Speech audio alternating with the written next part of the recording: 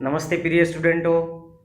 जो कि अभी तक हमने जो हमारा दूसरा चैप्टर चल रहा था एसिड बेस एंड साल्ट वाला, उसमें अब तक हमने 3 पार्ट का अध्ययन कर लिया था, जिसमें हमने अम्ल के बारे में, अम्ल का इंट्रोडक्शन, उसकी कुछ विशेषताएं, क्षार के बारे में, ये सब चीज़ें हम पढ़ चुके थे। प्रबल क्षार, इसके अलावा जैसे दुर्बल क्षार, प्रबल अम्ल, दुर्बल अम्ल, ये इनके प्रकार भी हमने देख लिए थे।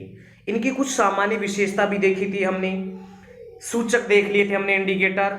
इसके बाद में जो हमारा नेक्स्ट टॉपिक आता है वो प्रश्न है कि जब अम्लों की क्रिया धातु से करवाते हैं, कि जब अम्लों की क्रिया धातु से करवाते हैं, ठीक है। तो देखिए सबसे पहले अपना जो फर्स्ट समीकरण है कि जब अम्लों की अभिक्रिया धातुओं से करवाने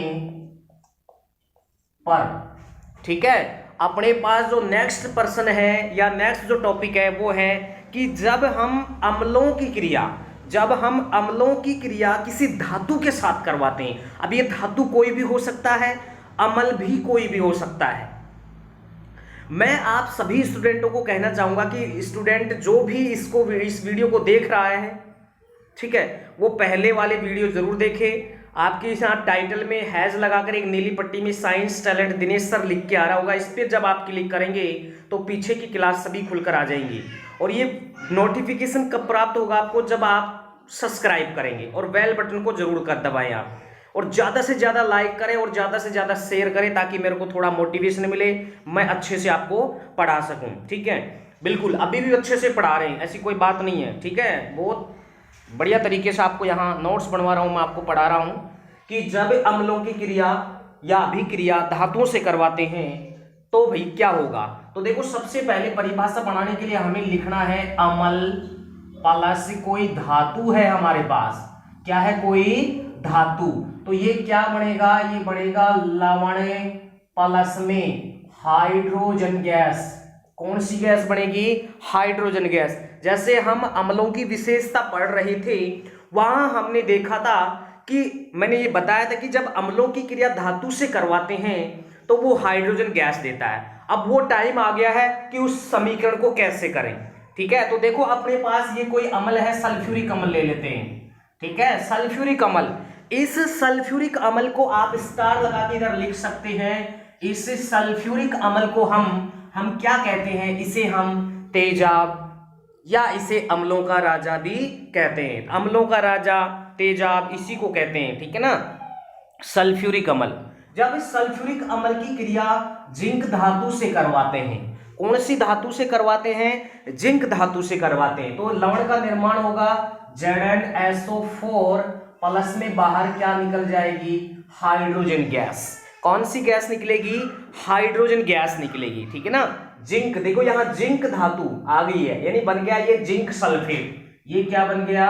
जिंक सल्फेट बन गया। ये जिंक सल्फेट बन गया भैया।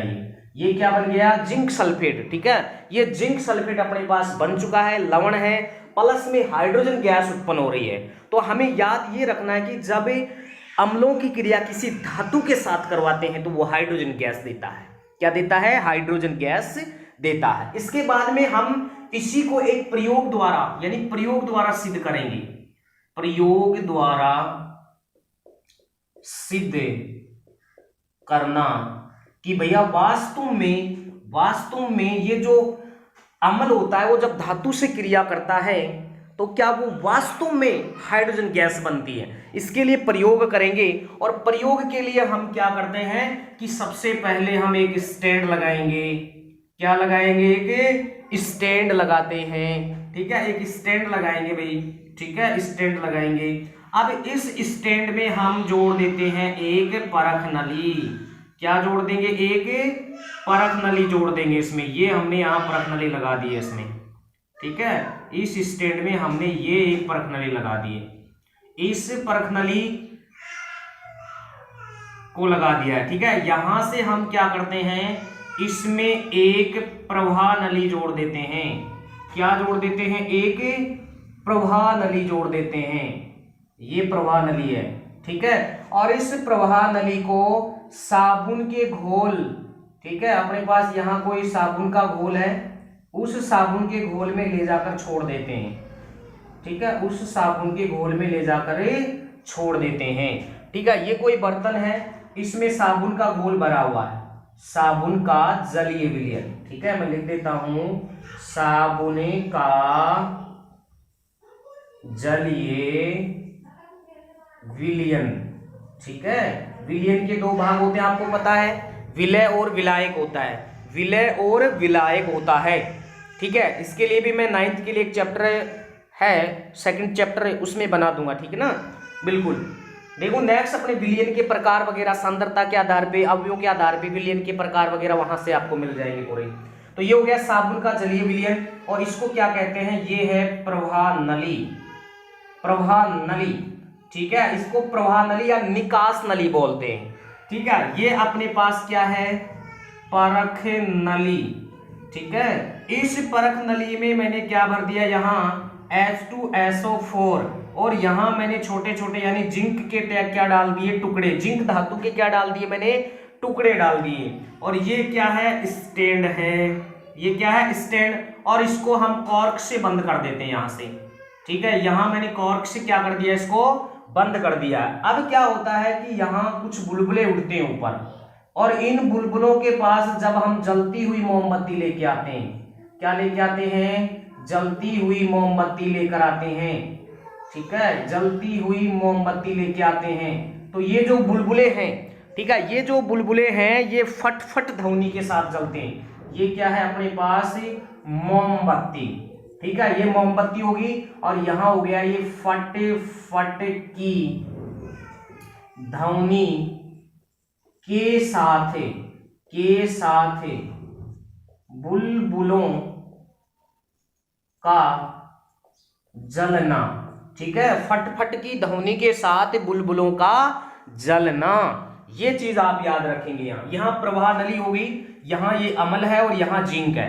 देखो सबसे पहले कैसे करेंगे कि सर्वप्रथम हम एक स्टैंड में एक परख नली लेकर उस परख नली में सल्फ्यूरिक अम्ल और जिंक के टुकड़े डालकर इस परख नली को एक प्रवाह नली से, निकास नली से जोड़ते हैं, और इस प्रवाह नली को हम साबुन का जो जलीय विलयन होता है या जो साबुन का घोल होता है उसमें ले जाकर छोड़ देते हैं। अब क्या होता है कि यहाँ ये जो अम्ल और जब जिंक दोनों क्रिया करते हैं, जब अम्ल और जिंक दोनों क्रिया करते हैं तो यहाँ क्या होता है, जिंक सल्फेट बनेगा और यहाँ से एक गैस बनती है। अब उस गैस के बारे में हमें पता नहीं है, ठीक है, एक गैस बनती है और ये गैस तेज दबाव के साथ इस प्रवाह नली से होती हुई, इस प्रवाह नली से होती हुई ये जो गैस थी हमें अभी पता नहीं है, तेज दबाव के कारण, ठीक है, तो ये प्रवाह नली से होती हुई साबुन के जलीय विलयन में पहुंच जाती है, साबुन के घोल में पहुंच जाती है, और साबुन के घोल में पहुंचकर, ठीक है, तेज दबाव होने के कारण, अधिक दबाव होने के कारण यहां से साबुन के क्या होते हैं, बुलबुले ऊपर उठना शुरू हो जाते हैं, ठीक है, बहुत सारे साबुन के बुलबुले ऊपर उठना शुरू हो जाते हैं, और वो बुलबुले हल्के होते हैं, वो बुलबुले क्या होते हैं, हल्के होते हैं। जब इन बुलबुलों के पास हम जलती हुई मोमबत्ती लेके आते हैं, ठीक है, जब इस बुलबुलों के पास जब हम जलती हुई मोमबत्ती लेके आते हैं तो ये फट फट की ध्वनि के साथ ये बुलबुले जलते हैं, आवाज निकलती है, फट फट की आवाज निकलती है। प्लस में हमने ये निष्कर्ष निकाला इस प्रयोग से कि ये जो बुलबुले हल्के हैं इसका मतलब हाइड्रोजन गैस, हल्की गैस, हीलियम हाइड्रोजन हल्की गैस, ठीक है ना। इसके बाद में यहां ये जल रही है ये गैस, तो हमने निष्कर्ष निकाला कि जब कोई धातु किसी अम्ल के साथ क्रिया करता है तो वो हाइड्रोजन गैस बनाता है। क्या बनाता है, हाइड्रोजन गैस बनाता है। क्या बनाता है, हाइड्रोजन गैस। जैसे जैसे हमने प्रयोग किया उसको अपनी लैंग्वेज में लिखना है, ये अभिक्रिया आपको करनी है, और ये अभिक्रिया हम क्यों लिखते हैं, ताकि हमें उस प्रयोग के बारे में कुछ अपने शब्दों में लिख सकें कि जब अम्लों की क्रिया किसी धातु के साथ करवाते तो लवण व हाइड्रोजन गैस का निर्माण होता है। सर्वप्रथम हम एक स्टैंड लेते हैं, स्टैंड में परख नली लगाते हैं, परख नली में हम सल्फ्यूरिक अम्ल और जिंक धातु के टुकड़े डाल लेते हैं, दोनों रिएक्शन करते हैं तो प्रवाह नली से ये एक गैस बनती है, तो तेज दबाव के कारण इस प्रवाह नली से होती है वो साबुन के विलयन में चली जाती है, साबुन के घोल में चली जाती है, और साबुन के घोल में जाने के बाद ठीक है, यहाँ तेज दबाव के कारण साबुन के बुलबुले ऊपर उठना शुरू होते हैं, और इन बुलबुलों के पास जब हम जलती हुई मोमबत्ती लेके आते हैं तो ये जो अपने पास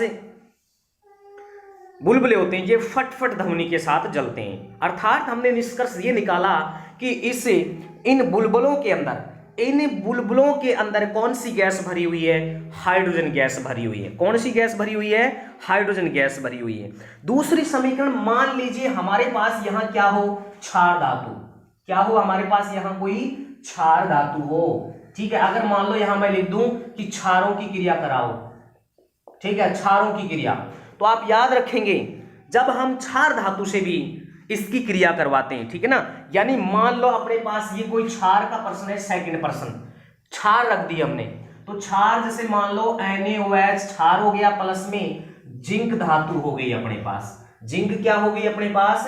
धातु हो गई, तो ये क्या बनेगा? वो बनेगा लवण और हाइड्रोजन गैस।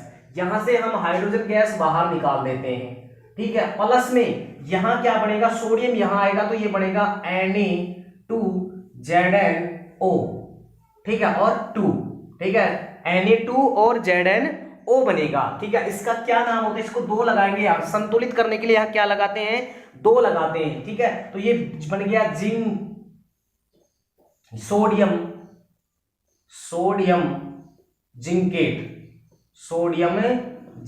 ये होता है सोडियम जिंकेट का सूत्र, ये होता है प्रिय स्टूडेंटों सोडियम जिंकेट का सूत्र Na2ZnO2, ठीक है। और कौन सी गैस दे रहे हैं? ये हाइड्रोजन गैस दे रहे हैं। कौन सी गैस दे रहे हैं? हाइड्रोजन गैस दे रहे हैं। कौन सी गैस दे रहे हैं? हाइड्रोजन गैस दे रहे हैं। तो आपको पता होना चाहिए कि जब अम्ल या क्षार किसी धातु से क्रिया करते हैं तो ये दोनों ही हाइड्रोजन गैस देते हैं। किसी धातु से जब क्रिया करते हैं तो ये दोनों ही हाइड्रोजन गैस देते हैं, और प्रयोग द्वारा हम यहां से इसको स्पष्ट कर सकते हैं, ठीक है, बिल्कुल यहां प्रयोग कर सकते हैं। यहां अम्ल है, क्षार ले लेंगे हम, ठीक है, और वही और क्या बनेगा? लवण बनेगा और हाइड्रोजन गैस बनेगी।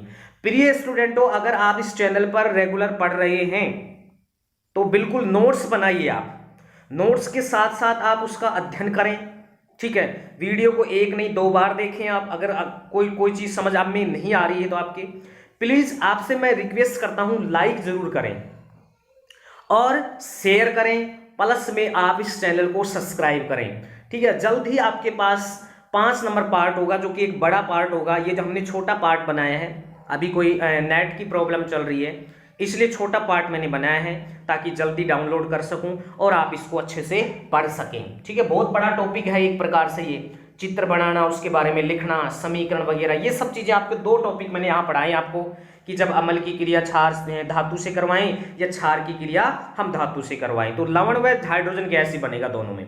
ये दोनों में बहुत बड़ी समानता है। जब हम अम्ल व क्षार में समानता पढ़ेंगे तो ये टॉपिक फिर से हमारे सामने उभर कर आएगा, ठीक है, बिल्कुल।